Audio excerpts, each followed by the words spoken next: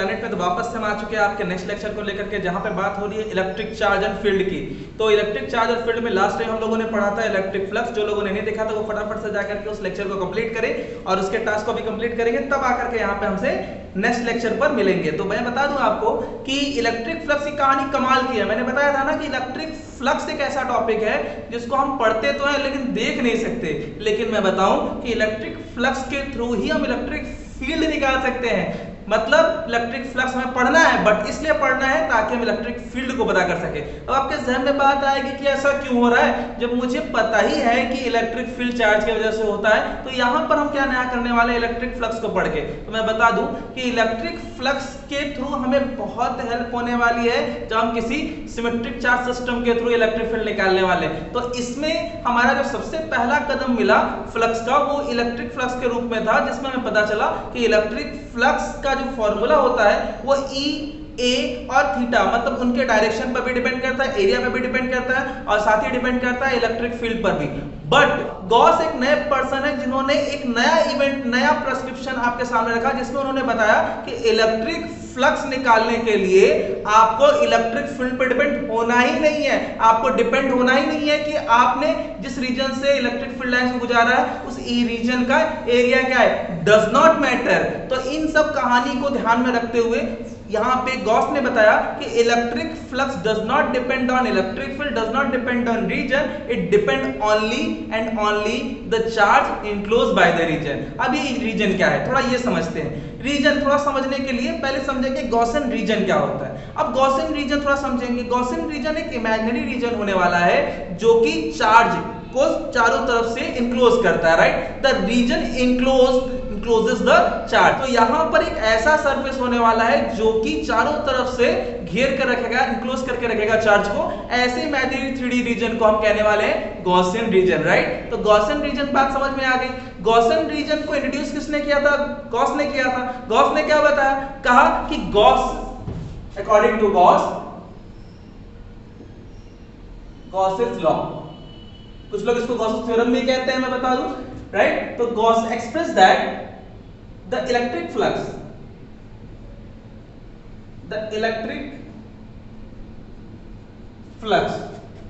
is 1 upon epsilon naught times of the enclosed charge Q through the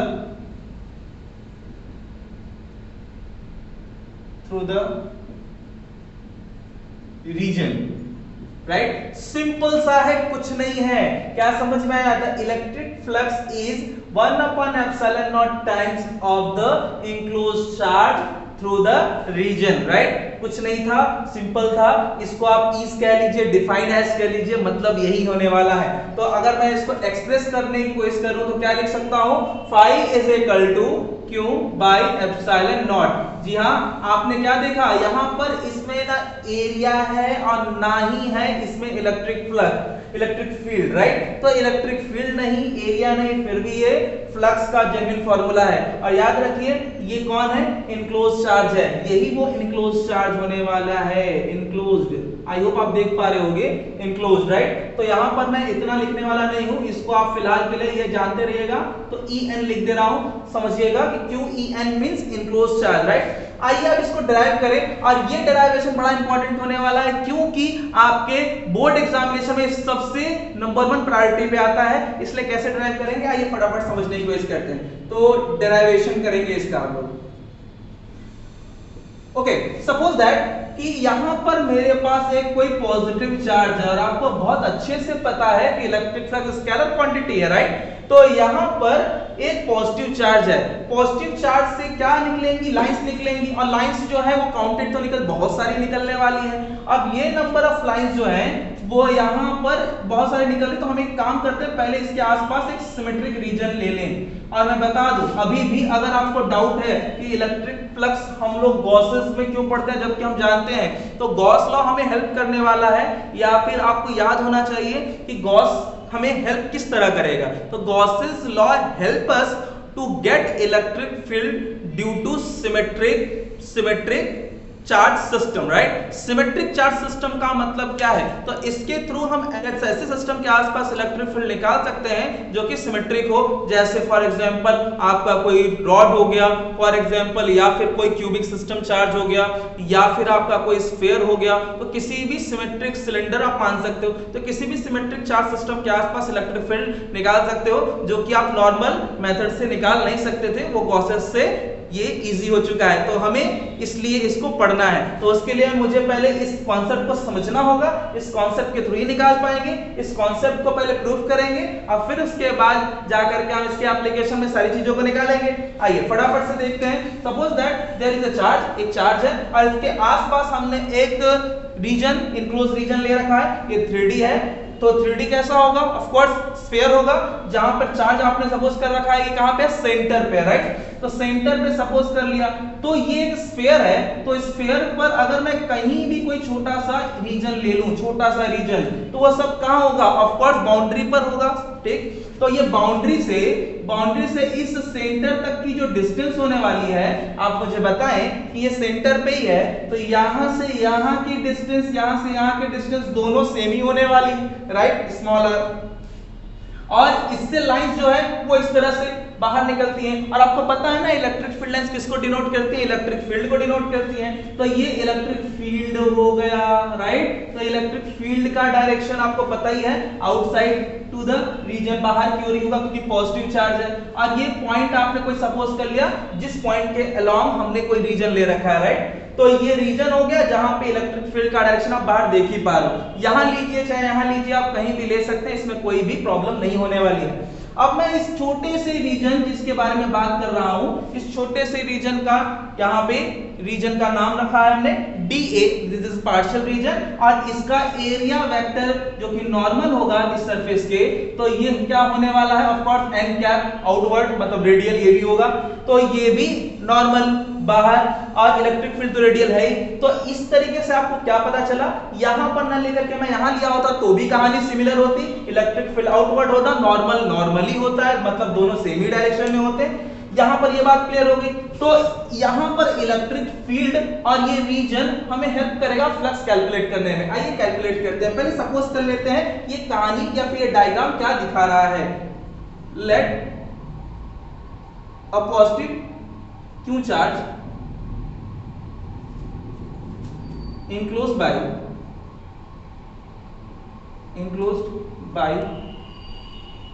the imaginary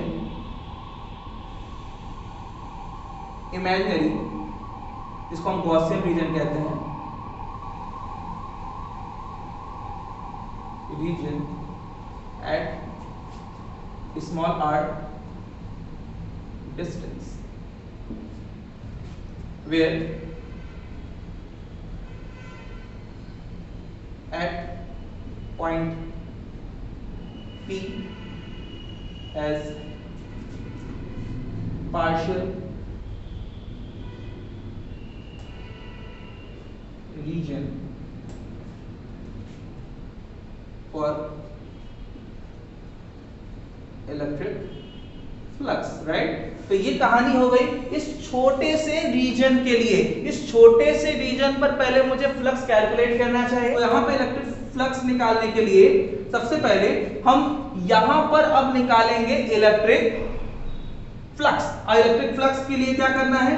d phi is equal to vector of E into vector of DA, right. तो यही कहानी होती है ना, d phi is equal to vector of E into vector of DA। Dot product means scalar quantity, right, scalar product भी कहते हैं इसे। अब आपको पता है कि यहां पर आपको करना क्या है, E। इस पॉइंट पर इलेक्ट्रिक फील्ड क्या होगा? तो इलेक्ट्रिक फील्ड का जनरल फार्मूला सभी को लर्न है, नहीं लर्न है तो जाकर के पिछला देख लीजिए पहले। 1/4 pi epsilon naught Q by r², right. r इसकी डिस्टेंस हो गई और इसका डायरेक्शन होगा, ऑफ कोर्स रेडियल होगा, तो ये r कैप। साथ में आपको dA क्या लिखना है? dA का होगा dA आपका मैग्नीट्यूड और साथ में इसका डायरेक्शन होगा ऑफ कोर्स नॉर्मल। नाउ तो d phi is equal to 1/4 pi epsilon naught Q upon r² into dA। अब तो ये मैग्नीट्यूड रह गया है केवल, और r cap dot n cap को आप अलग कर सकते हो, राइट। ये हो गई कहानी। यहां पर आर कैप और एन कैप के बीच में एंगल आप देख पा रहे हैं कहां है, दोनों सेम डायरेक्शन में है। तो ऐसे केस में आपने लिख देना है क्या, D phi is equal to, यहां पर आपको लिखना है Q by 4 pi epsilon naught R square into D A, और यहां पर ये वैल्यू 1 हो जाएगी, यहां पे 1 कैसे हुई, तो सिंस आप लिख सकते हो R cap dot N cap is equal to 1.1 cos 0 degree, और cos 0 की वैल्यू ऑफ कोर्स 1 होती है, इसलिए यहां पर ये वैल्यू खत्म हो गई। नाउ ये छोटे से रीजन का निकला फ्लक्स, राइट, इसने ही रीजन का जो कि इस पूरे गॉसियन रीजन का छोटा पार्ट है। अब मुझे टोटल इनक्लोज रीजन का चाहिए। Now electric flux through enclosed region, right, enclose region, और जो कि ये पूरा सिनेरियो कहता है, ये यही कहता है ना कि हमें टोटल फ्लक्स चाहिए। तो टोटल फ्लक्स कैसे निकालोगे, phi is equal to integration for the whole region, मतलब यहाँ पे सरफेस इंटीग्रल कह सकते हो, Q by 4 pi epsilon naught D A, right. यहां पर अब आपको करना है क्या है, इसको इंटीग्रेट करना है, राइट। इंटीग्रेट कैसे करेंगे, तो यहां पर इंटीग्रेशन किसका होना है, ऑफ कोर्स डीए का होना है, जिसमें डिफरेंशियल पार्ट होता है उसी का आप कर सकते हो।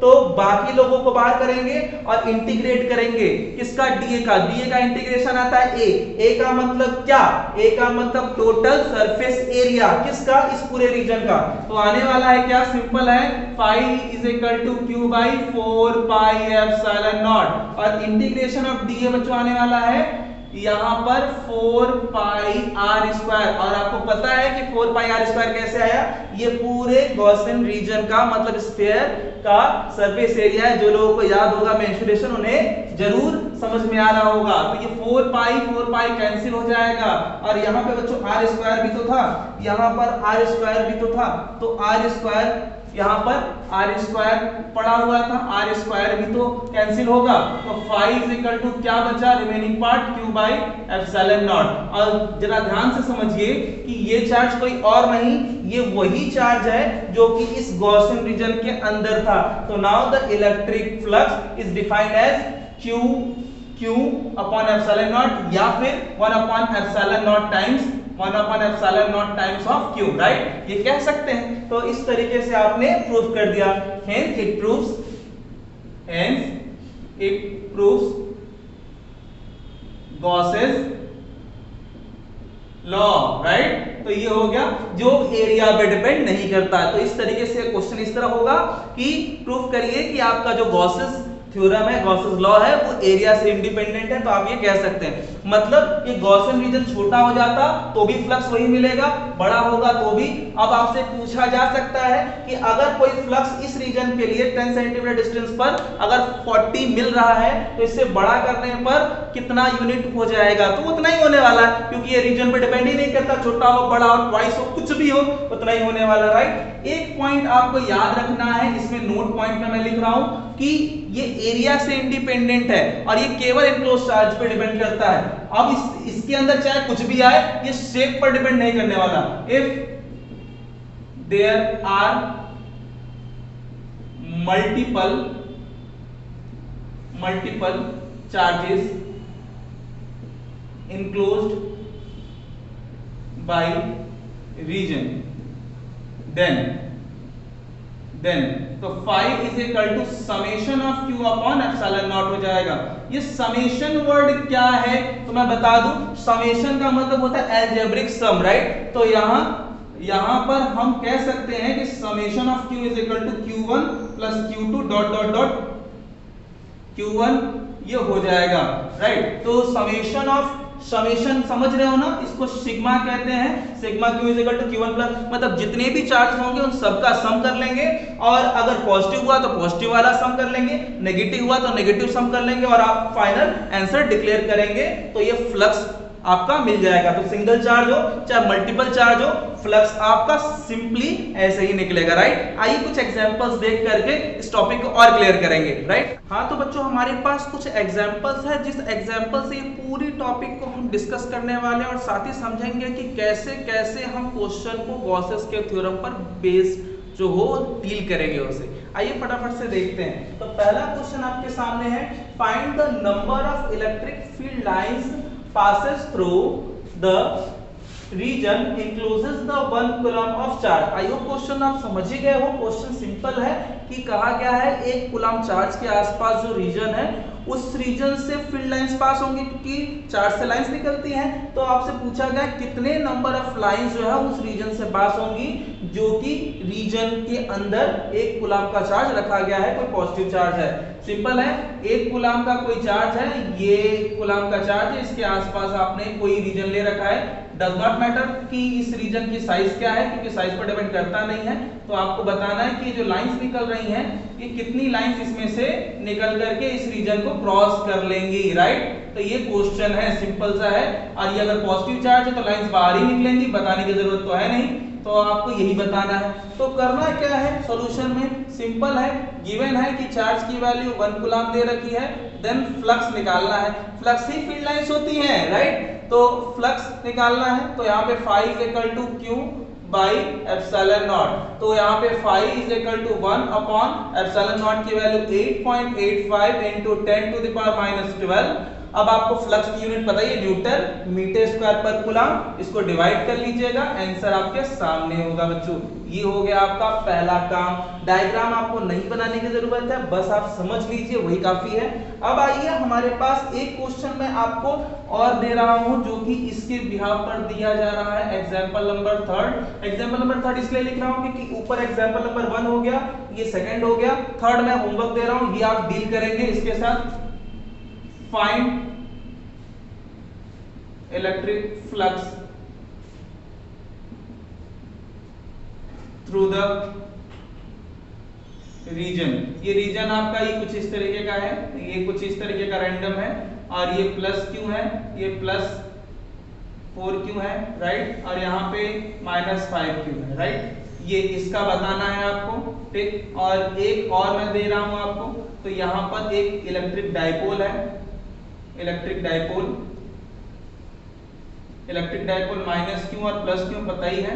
तो आपको बताना है कि अगर इसके आसपास हम कोई गॉसियन रीजन ले लें तो इसका फ्लक्स क्या होगा। तो दो क्वेश्चन है आपके सामने, एक बताना है इसका फ्लक्स क्या होगा, और एक बताना है कि अगर डाइपोल लिया जाए, ये डाइपोल है, ठीक, और यहाँ पर +q +4q -5q है। तो इन दो सिस्टम के लिए आपको फ्लक्स बताना, ये आपका होमवर्क होगा, करके आप मुझे इसका जरूर आंसर दे देंगे, राइट। आप यहाँ पे आ जाइए एग्जांपल नंबर 2 पे। पहला क्लियर हो गया, तीसरा मैंने होमवर्क दे दिया है। अब आइए दूसरे पर, दूसरा बड़ा ही इंपॉर्टेंट होने वाला है, इसलिए ध्यान से देखेंगे। आइए समझने की कोशिश करते हैं। तो find the electric flux through the region the charge Q, right. तो इंक्लोजेस बाय चार्ज Q है यहाँ पर। तो यहाँ पर आपको बताना है कि गिवन एज फॉलोज, इन सब दिए गए सिस्टम के लिए आपको इलेक्ट्रिक फ्लक्स निकालना है जो कि इस चार्ज के लिए निकालना है। तो ये चार्ज जो है वो सराउंडेड है कुछ रीजन से, उसी को आपको कैलकुलेट करके सॉल्व करना है।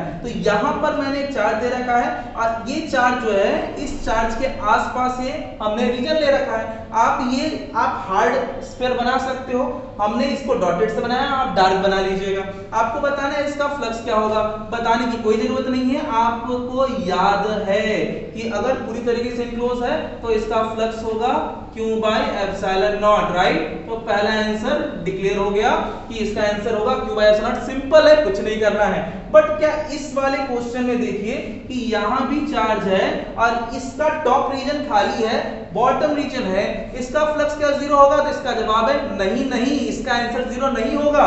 कैसे 0 हो सकता है? क्योंकि ऊपर वाली लाइन तो वेस्ट हो जाएगी, केवल नीचे वाली एक्टिव है। अभी तो आपने बोला था कि पूरा इनक्लोज करना होगा, तो क्या करें? अगर नहीं दिया है तो आपको केवल नीचे दिए गए रीजन के लिए फ्लक्स निकालना चाहिए, तो निकाल लेते हैं ना, क्या दिक्कत है? अगर ये पूरा होता तो ये ऐसा कुछ होता, और ये कुछ ऐसा कुछ होता, तो ऐसे केस में इसका फ्लक्स होता इतना Q/ε0, राइट। बट ये पूरा है नहीं, दिस इज बैड लक, इसका नहीं है। तो हम क्या करें? हमें केवल इतने रीजन का ही निकाल लेना है। तो हमें टोटल का पता था ये होता है, और इसका केवल नीचे का रीजन दिख रहा है। जब नीचे का रीजन दिख रहा है तो इसका फ्लक्स केवल आधा पार्ट ही आंसर देगा, तो राइट। तो जो टोटल पार्ट है उसमें 2 से डिवाइड कर देंगे, मतलब ये हो जाएगा Q/2। 2 epsilon not, right. तो ये इसका आंसर आपको समझ में आ गया कि इसका answer q by 2 epsilon not होगा।